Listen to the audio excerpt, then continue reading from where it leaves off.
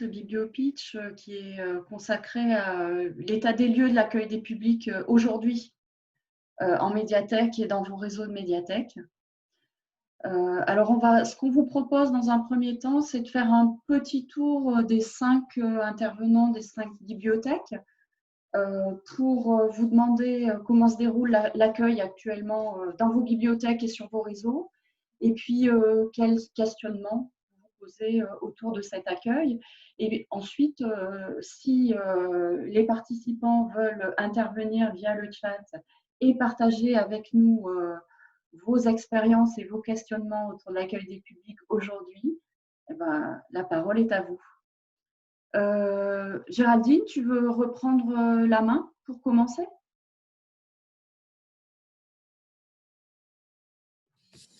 Voilà.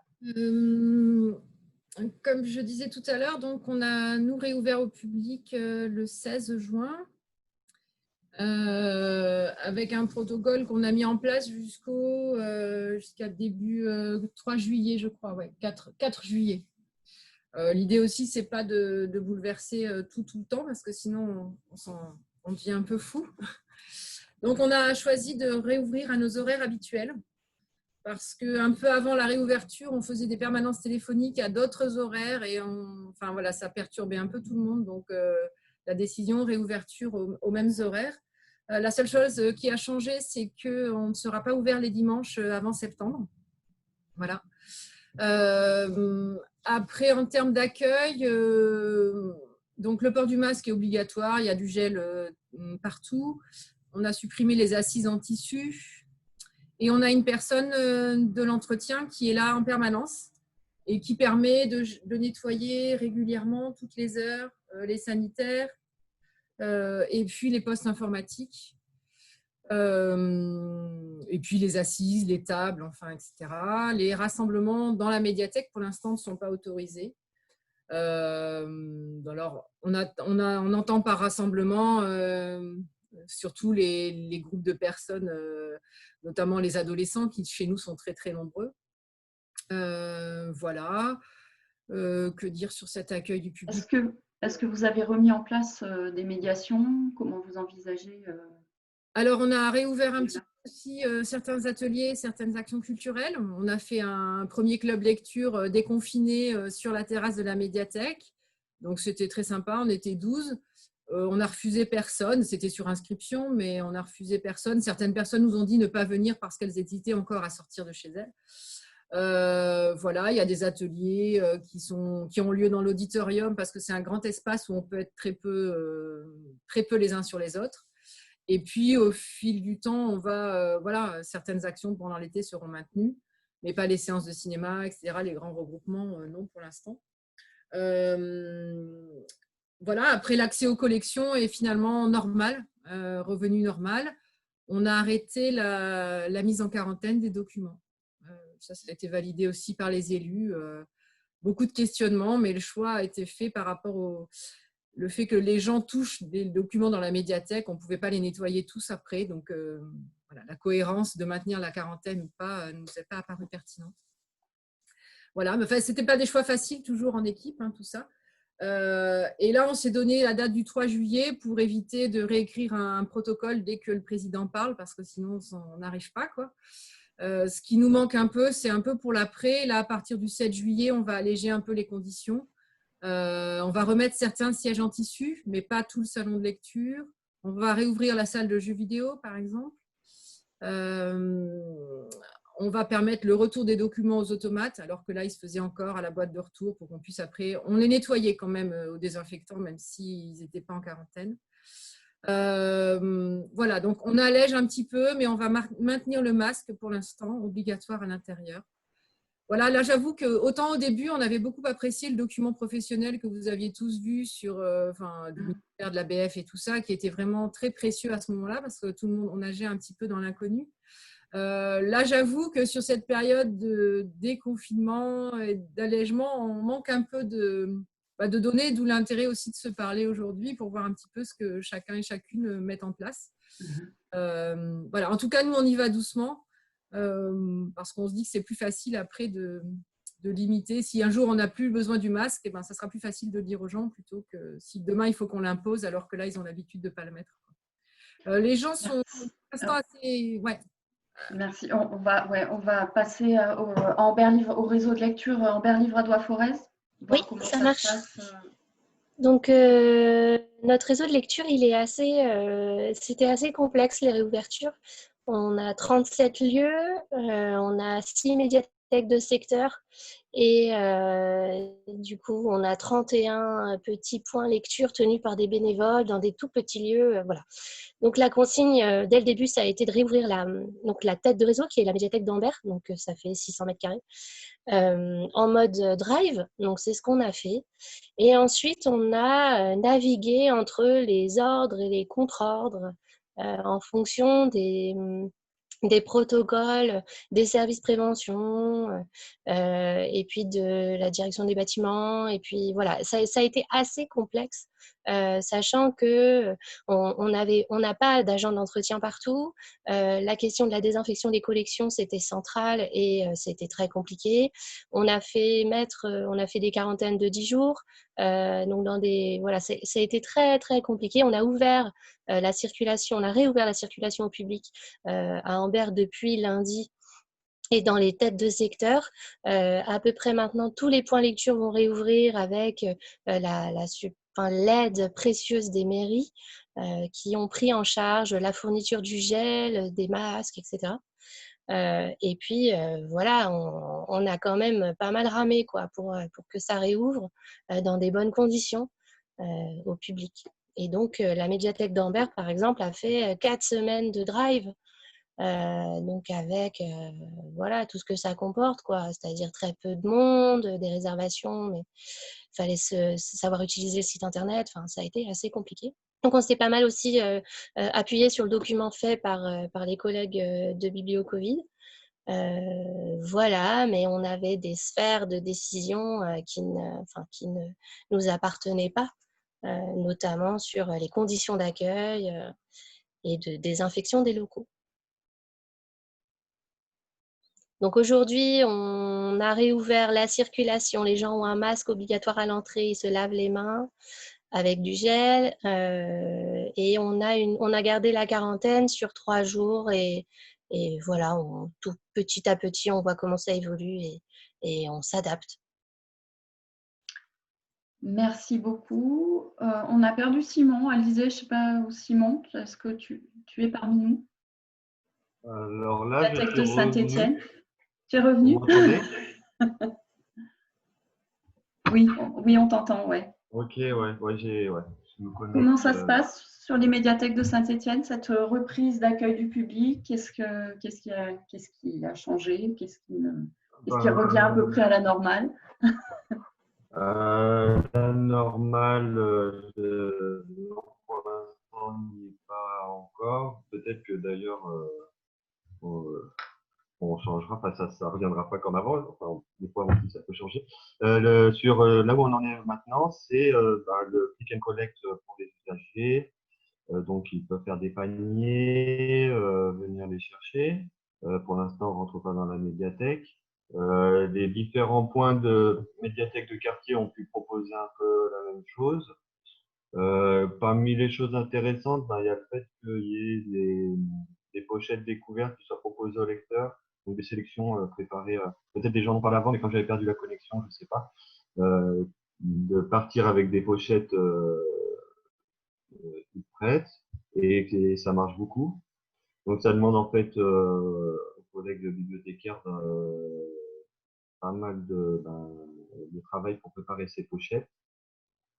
Mais c'est quelque chose qui plaît beaucoup aux lecteurs. Le fait de pouvoir réserver aussi en fait l'ensemble des documents qui sont sur tout le réseau et de les faire venir les centraliser au même endroit, ça c'est des choses qui sont possibles avec cette configuration.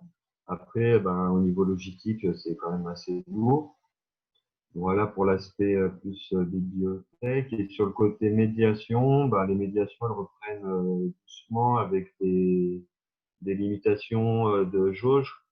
Donc là, c'est 10 personnes maximum par groupe. Et puis un protocole, voilà, avec que vous connaissez aussi. Donc là, pour l'instant, moi, les médiations, je les fais plutôt à l'extérieur de la médiathèque. D'accord. Pour l'atelier de conversation, pour le cercle de compte, c'est quelque chose dont j'ai pas parlé tout à l'heure, mais c'est aussi une autre action qui continue en visio, avec là l'intérêt que des personnes loin de Saint-Étienne se connectent aussi, donc des gens un peu de toute la France. Et ça, là, pour le coup, ça a amené d'autres participants, le fait de faire de la visio. Et là, de se retrouver en vrai dans le parc derrière la médiathèque, c'était très chouette aussi. Merci. Sur le pays de la Palisse, Nadège, voilà. Alors nous avons mis en place un service de prêt à emporter, donc un drive à partir du 15 mai, 15 ou 16 mai, oui, avec les difficultés que ça a pu comporter. J'ai pas mes identifiants, j'arrive pas à me connecter, j'arrive pas à prendre rendez-vous, j'arrive pas à réserver. Voilà, donc beaucoup de temps passé au téléphone et à répondre aux mails, et on a eu quand même de mémoire plus de 80 rendez-vous la première semaine, ce qui, pour une petite structure comme la nôtre, était assez énorme à gérer. Du coup, ça a plutôt bien fonctionné et puis ça s'est petit à petit un petit peu essoufflé. Donc, la réouverture au public est prévue mardi 30 juin avec les mêmes contraintes que vous avez appliquées également, masque, gel, une jauge assez réduite pour commencer, puisque nos locaux font environ 300 mètres carrés, donc on a choisi d'avoir une jauge assez réduite. Et puis, on a à peu près les mêmes questionnements que vous tous, à savoir comment faire pour s'adapter sans changer de protocole toutes les semaines, sans changer d'horaire toutes les semaines, sans perdre, du coup, on s'y perd, la hiérarchie, les agents et le public s'y perdent. Donc, c'est vrai qu'on essaye d'avoir un protocole qu'on pourra faire durer et faire évoluer de façon légère. Et puis nous, la grande question, c'est quand et comment fait-on revenir et intervenir nos bénévoles. Jusqu'à présent, on a choisi avec la collectivité, avec l'autorité de tutelle, de ne pas les faire intervenir dès la réouverture. Donc, on va attendre un petit peu pour les faire intervenir de façon sereine également, quoi. Voilà, de notre côté. Merci beaucoup. Clermont-Verne Métropole, Cornélia, Céline. Deux fois, voilà. Donc nous, on a réouvert depuis mardi dernier, mardi 16 juin. C'est une ouverture partielle pour l'instant. Tous les sites sont ouverts, mais avec des horaires restreints. Parce que nous avons choisi de maintenir en parallèle le service du drive, donc du prêt à emporter, qui a rencontré quand même un vif succès depuis le 26 mai et qui a encore tout son intérêt en fait pour les gens, même en cette période de déconfinement. Donc, il est toujours possible de réserver directement les ouvrages en ligne ou par téléphone. Donc, comme c'est une logistique assez lourde, nous ne pouvions pas rouvrir aux horaires habituels pour l'instant. Donc, c'est une situation un peu provisoire pour l'instant. La Bibliothèque du patrimoine et aussi le centre documentaire de la Jetée, qui font partie de notre réseau, n'ont pas réouvert leurs portes au public actuellement. C'est uniquement sur rendez-vous pour la consultation des fonds spécifiques qui sont conservés dans ces deux bibliothèques. Voilà, et je ne sais pas si tu voulais redire un mot sur le drive, Céline, peut-être, sur l'organisation que ça a été pour nous. Alors, on est passé d'un guichet unique, on avait un numéro de téléphone unique, où tout le monde prenait rendez-vous, du coup, et il y avait la possibilité de réserver sur le site internet, et maintenant, on est passé à un usage exclusivement sur internet.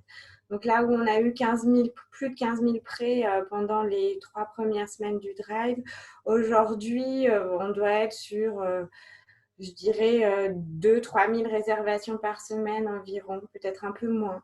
Mais c'est quand même un service qui a trouvé son public finalement. Et sur tous les sites. Oui, sur l'ensemble des bibliothèques.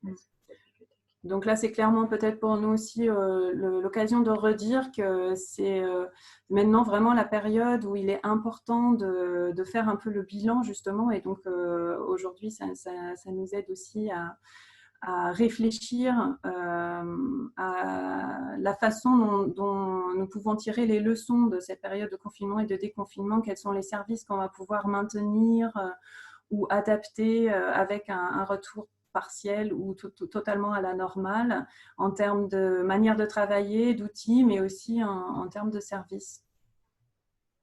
Voilà. Donc le Drive fait partie de ces réflexions très clairement.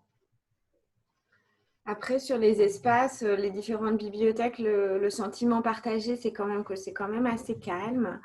Alors, il y a plusieurs raisons probablement, mais on avait fait plein de précautions sur les jauges, par exemple, avec des files d'attente, des gestions de files d'attente et ce genre de choses.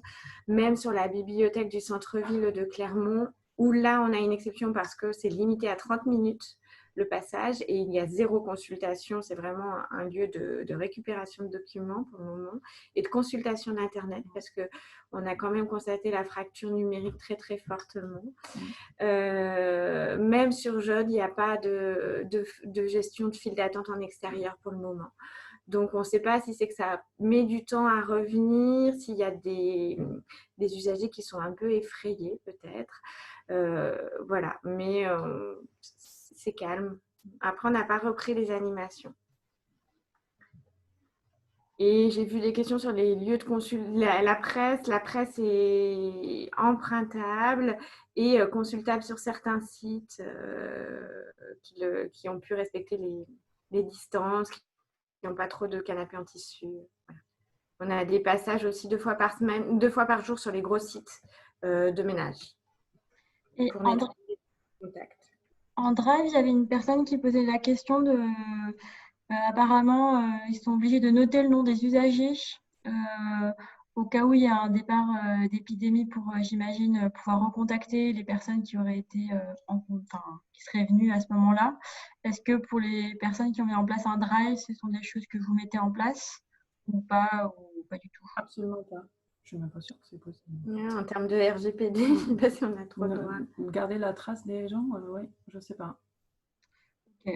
Oui, c'est sûr que... Je ne sais pas si je peux répondre. On s'était renseigné pour ça, justement. On a un collègue qui a soulevé la question, qui s'est renseigné à l'ABF et la réponse a été non. En fait, on n'a pas le droit de conserver les données des personnes, même dans ce cadre-là d'épidémie, apparemment.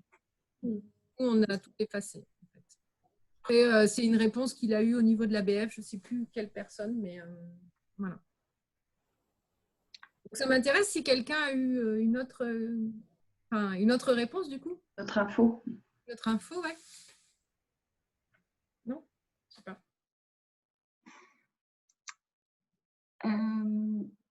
Après, bon, j'ai vu qu'il y avait un certain nombre de questions auxquelles vous avez pu répondre directement dans le chat. Il y avait toujours ces histoires de quarantaine.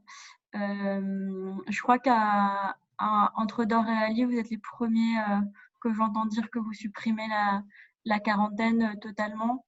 C'est vrai que c'est des... Voilà, j'imagine que tout le monde est un peu dans ces questionnements-là. Et après, il y avait des questions aussi sur la cohabitation entre un service de drive et la réouverture en présentiel, pour savoir si on peut faire cohabiter ces 2 actions et si logistiquement, j'imagine, c'est viable. Je ne sais pas si quelqu'un veut répondre par rapport à son expérience. Pour la quarantaine, nous, on passe à 3 jours en fonction des préconisations officielles du ministère aujourd'hui. On était à 10 jours jusque-là et on n'arrêtera pas la quarantaine sans autre préconisation officielle du ministère. Voilà. C'est notre position, sécurité. Et par rapport au drive compatible avec la réouverture, c'est le pari qu'on a fait et pour l'instant, ça se passe plutôt bien. Je sais pas, Céline, si tu Par contre, on a réduit le drive, c'est-à-dire que là où il était sur rendez-vous, maintenant il est sans rendez-vous et c'est finalement plus vraiment un drive, mais un système de réservation des documents disponibles, ce qui n'était pas possible auparavant. Donc, ça a été ouvert sur le site internet et ça demande en effet une logistique de suivi quotidien de ça, mais ça se passe bien, ça se passe en tout cas sans trop de difficultés, alors qu'on n'est pas non plus dans des effectifs complets, puisqu'on a aussi des personnes en fragilité. Mais on réussit à faire cohabiter les choses en ayant réduit la voilure, du coup, puisqu'on n'a quasiment plus de réservations par téléphone. Oui. On a réaménagé aussi la plupart des espaces pour avoir justement un endroit dédié pour stocker ces réservations et les rendre accessibles directement aux usagers dans cette deuxième phase. Du coup. Oui, du coup, la résa des livres dispo est maintenue pendant les horaires d'ouverture. Ouais. C'est ouvert tout le temps. On peut réserver à minuit. C'est d'ailleurs le matin quand on arrive qu'on a le plus de résa. Le mardi matin. Ouais, même, il y a des gens qui réservent le soir en fait. Ouais. D'accord. Tout le monde a vu la réponse de Lionel sur l'illégalité de la procédure de captation des données. Hein. L'état d'urgence sanitaire ne prévoit pas d'exception. Donc effectivement, la question sur garder des traces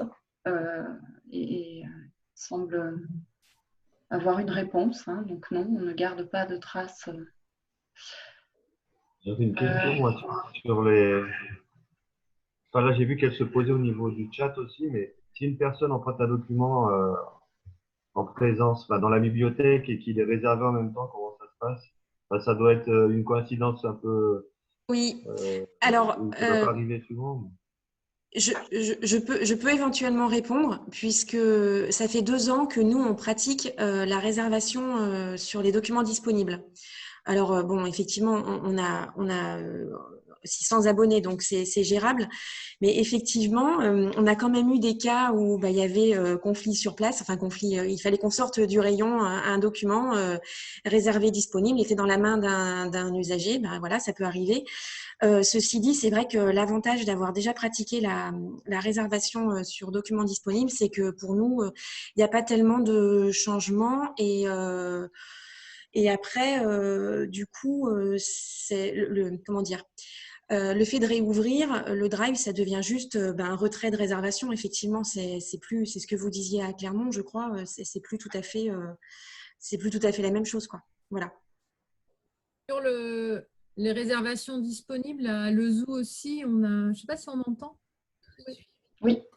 À Lezou aussi, donc on fonctionne depuis le départ avec le fait de pouvoir réserver tout ce qui est disponible. Et en fait, on n'a pas de mémoire eu trop de cas compliqués, puisqu'il faut que la personne réserve, même si c'est disponible. Elle reçoit à un moment un message lui disant que là, elle peut venir le chercher. C'est-à-dire qu'il y a un petit laps de temps entre le moment où on va traiter la résa et le moment où il va être dispo. Donc, on est sûr que quand elle a ce message, c'est qu'on l'a eu entre les mains et qu'il est sur l'étagère réservation. Donc, ça évite, si quelqu'un l'a pris en même temps, la personne n'aura pas son message. Et ça, on l'explique bien aux gens. Ce n'est pas parce que c'est marqué que le livre est disponible qu'il pourra être vraiment pris tout de suite. Voilà. Donc, et ça fonctionne vraiment bien. Il y a une question générale donc, sur la presse. Clermont a déjà répondu. Donc, si les autres, vous souhaitez vous positionner sur l'accès en libre, le libre accès aux documents de presse. Et puis aussi, juste pour Clermont, il y a une question sur vos réservations, si vous les mettez de côté une fois par jour ou au fil de l'eau plusieurs fois par jour. Mais peut-être que vous pouvez répondre d'abord sur la presse. Les autres intervenants, est-ce que c'est accessible? Alors, on vient déjà de répondre sur le chat par rapport à la suivi, c'est toute la journée, donc c'est contraignant. Merci. Pour la presse à Lezou, on peut lire la presse. Après, il y a des flacons de gel et on essaie d'être vigilant. Comme il y a toujours quelqu'un à l'accueil vers les journaux, de bien demander aux gens de mettre du gel aussi avant. Voilà. Pour l'instant, les gens sont assez… voilà, ils jouent le jeu en tout cas. Julia, ça va rouvrir le 30 juin, c'est ce que tu expliquais. Vous allez rendre accessible après Amber, ça a déjà réouvert, hein, oui. Mais la presse, on a suspendu toutes les consultations sur place parce que dans le réseau, on a des médiathèques, mais on a aussi des ludothèques. Et du coup, il fallait trancher sur est-ce qu'on joue pas, comment on joue. Donc, on a fait d'une pierre deux coups. On a dit pas de consultation sur place. Donc, la presse est empruntable, mais on la lit pas. Et de toute façon, on a enlevé les chaises. Donc, enfin, pas les chaises, mais je veux dire les assises en tissu. Donc, voilà, c'est compliqué pour le moment. On on n'a pas rétabli ce service-là. Et juste, je rebondis sur la question des réservations. C'était quand même un service qui était déjà proposé avant le confinement. Alors, il n'y avait pas de rendez-vous, bien sûr, mais ça fait partie, voilà, de pouvoir réserver les documents disponibles. C'était un des axes de développement du réseau d'Ambert Livradois-Forez à sa création, quoi. Super. Je vois que le chat voilà, sur l'illégalité des injonctions de votre DGS. Donc, sachez qu'on n'est pas obligé d'obéir à un ordre illégal, nous informe Lionel Dujol. Voilà, et puis sachez aussi que si vous avez des questions, notamment liées à ces protocoles de déconfinement qui vont à l'encontre de vos pratiques, la BF a aussi un comité éthique qui peut vous accompagner. Voilà, si vous entrez en conflit d'une manière ou d'une autre, ça peut être intéressant de prendre contact avec eux. Je vois qu'il est 11h32. Les échanges sont vraiment très intéressants. Je pense que c'est un peu l'envie de tout le monde de pouvoir reprendre des nouvelles des uns des autres et puis savoir comment ça se passe ailleurs. On est désolé, mais nous, on va clôturer ce bibliopitch. On espère que voilà, vous aurez trouvé des informations, que vous aurez ça vous aura donné des idées. C'était aussi le principe du bibliopitch, de voir ce qu'on peut reproduire dans sa propre bibliothèque et puis d'avoir les contacts directs des personnes qui ont mis en place ces projets-là. Donc nous, on fera un retour sûr avec la vidéo et puis tous les liens et les documents qui vous ont été présentés. Et puis, s'ils sont d'accord, on mettra les contacts des intervenants pour que vous puissiez reprendre contact avec eux. Et on vous enverra, comme le disait Christophe Torezan, un petit questionnaire pour savoir un peu ce que vous avez retiré de cette première expérience de bibliopitch en ligne. Voilà, savoir ce que vous en avez pensé, savoir si c'est une formule qu'on pourrait éventuellement reproduire ou pas, et puis dans quelles circonstances, et éventuellement aussi les thématiques que vous souhaiteriez voir abordées à l'occasion de ces bibliopitch. Merci à tous. Merci. Ouais, merci à tous les intervenants, c'était passionnant, vraiment. Et puis merci d'avoir tenu le timing des 5 minutes qui est une contrainte vraiment pas facile à tenir. Et puis merci à tous les participants d'avoir suivi cette rencontre. Voilà. Merci beaucoup. Au revoir à tous. Au revoir, à bientôt. Et bel été. Au revoir. Au revoir.